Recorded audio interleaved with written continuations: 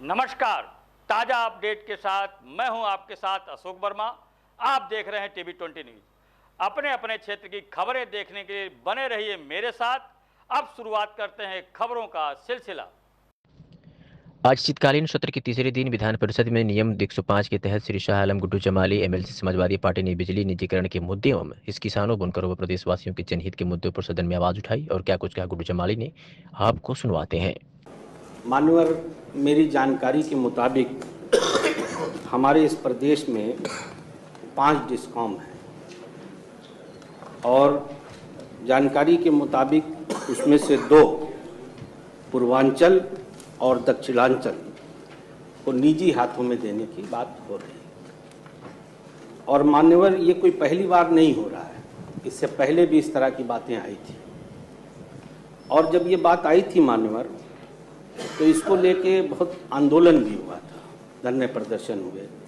हमारे जो बिजली कर्मचारी भाई हैं वो सड़कों पे आ गए और उसके बाद उस वक्त के तत्कालीन मिनिस्टर साहब आदरणीय श्रीकांत जी के साथ उनकी मीटिंग और वार्ता हुई और उसके बाद समझौता हुआ और वो इन राइटिंग हुआ, लिखित में हुआ कि जो हमारी इस वक्त की व्यवस्था है उसी में सुधार किया जाएगा और इसका निजीकरण नहीं किया जाएगा। उसके बाद मान्यवर 5 अप्रैल, उसके बाद मान्यवर दूसरी भी एक वो होती है 6/10/2020 को हमारी कैबिनेट ने एक सब कमेटी बनाई जिसकी अध्यक्षता आदरणीय फाइनेंस मिनिस्टर खन्ना साहब को उनका अध्यक्ष बनाया और उसमें भी बहुत विस्तार से दोनों पक्षों ने अपनी बातों को रखा और मंथन चिंतन किया।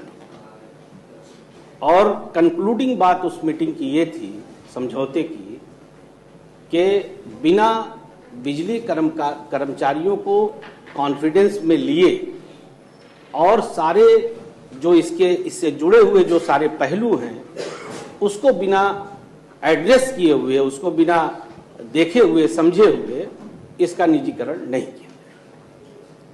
अब दिक्कत ये है कि इसके बाद फिर दोबारा ये बात एक निकला, ये जिसको कहते हैं कि अब दोबारा ये बात होने लगी कि नहीं, हम वो पूर्वांचल और दक्षिणांचल को निजीकरण करेंगे।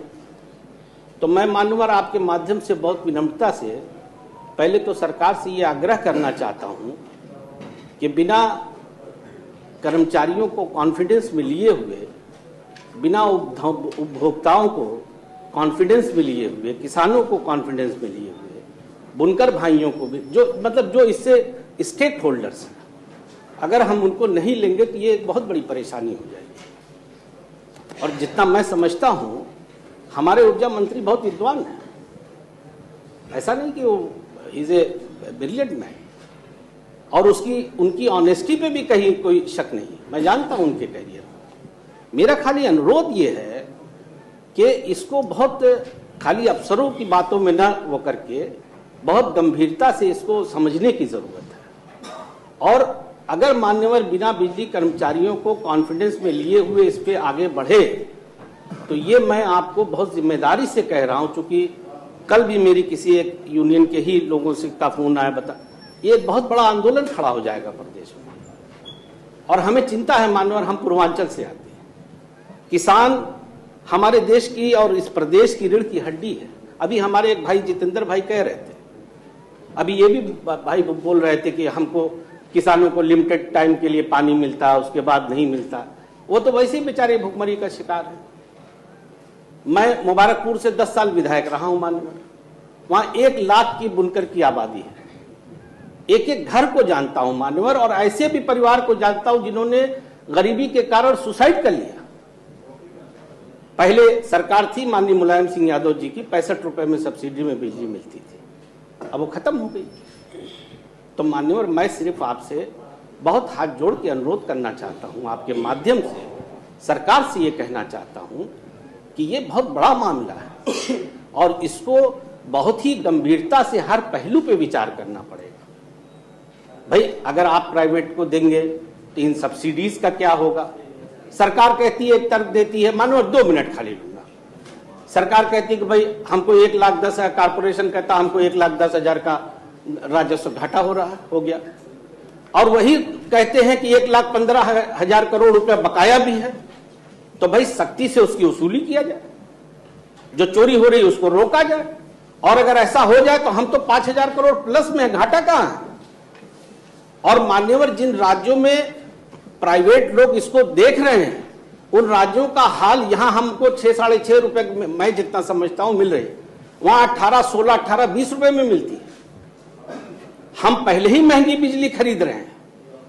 अभी कुछ ही दिन पहले की बात है कि कारपोरेशन ने कह दिया कि 20% बढ़ाना चाहिए, और 20% बढ़ाने की बात हो रही है। तो मान्यवर, ये बहुत सीरियस इश्यू है और जनहित का है।